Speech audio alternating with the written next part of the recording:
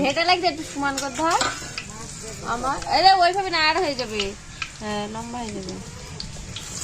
এখন সবার খাওয়া দাওয়া কমপ্লিট করে সবাই যে ঘুমানোর জন্য রেডি হচ্ছে। এই দেখো কই অন্ধকার। ঘুরে আসা আনিস, মেলায় যাবা? আনিস মেলায় যাবা? মেলায় বাবা মেলায় যাবা? মেলায় এদিকে তাকা, মেলায় যাবো।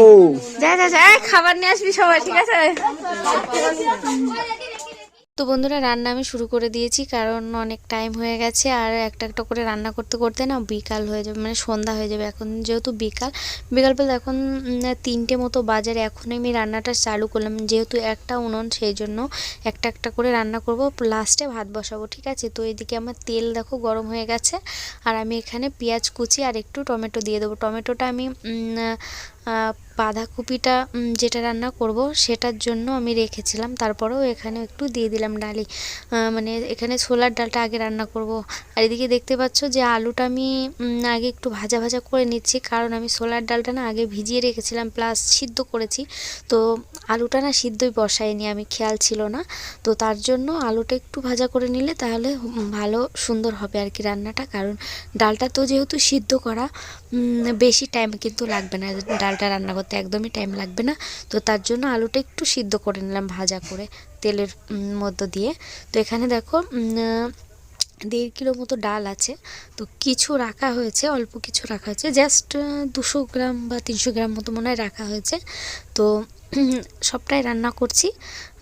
কেউ কতজন আসবে না আসবে সেটা তো বলা যায় না, তাই না? সবসময় বেশি রান্না করাটা ভালো, কারণ কখন কে আসে না আসে ঠিক নেই, কার ভাগ্য কোথায় গিয়ে খাওয়া পড়ে এটার কিন্তু কোনো ঠিক নেই। তার জন্য সবসময় রান্নাটা একটু বেশি করি।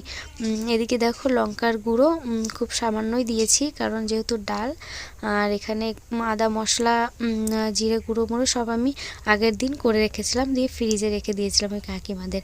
তো আজকে সকালে নিয়ে এসে আমি এই যে এখানে রেখে দিয়েছিলাম। তো চলো একটা একটা করে সব মশলাগুলো আমি এখানে দিয়ে দিলাম, আর এটা জিরে গুঁড়ো, তো সব দিয়ে আমি রান্নাটা কিন্তু আমার হয়ে গেছে অলরেডি ডালটা।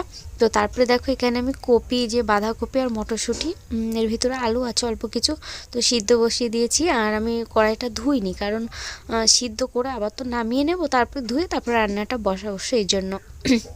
তো তারপরে দেখো ভাবিকে বসিয়ে দিয়েছি উনুন পাড়ে, জাস্ট একটু জাল দিচ্ছে আর কি। আমি একটা কাজের জন্য এদিকে এসেছিলাম, তো বললাম একটু জাল দাও।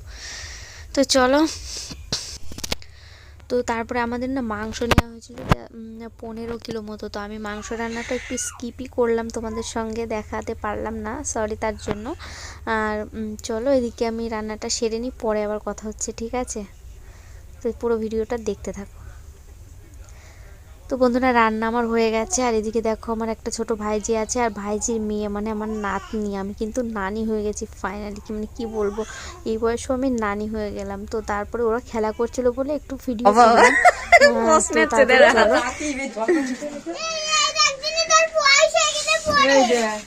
ঘুরে আসা। আনিস মেলায় যাবা? আনিস মেলায় যাবা? মেলায় বাবা মেলায় যাবা? মেলায় এদিকে তাকা, মেলায় যাবো। যা যা যা, খাবার নিয়ে আসবি সবাই, ঠিক আছে?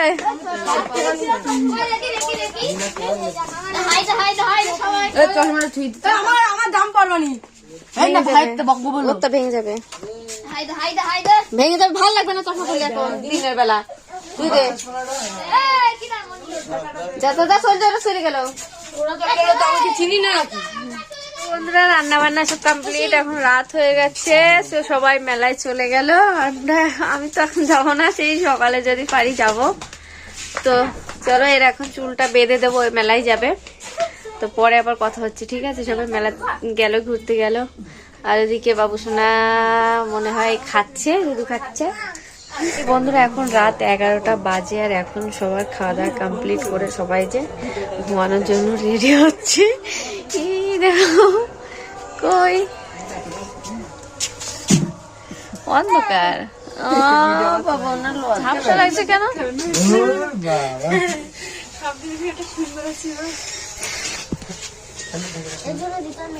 তো চলো বিছানা করে দিই, তো পরে আবার এখন আর হচ্ছে না, তো কাল সকালে আবার কথা হবে, দেখা হবে। তো চলো ততক্ষণে ভিডিওটা দেখতে থাকো।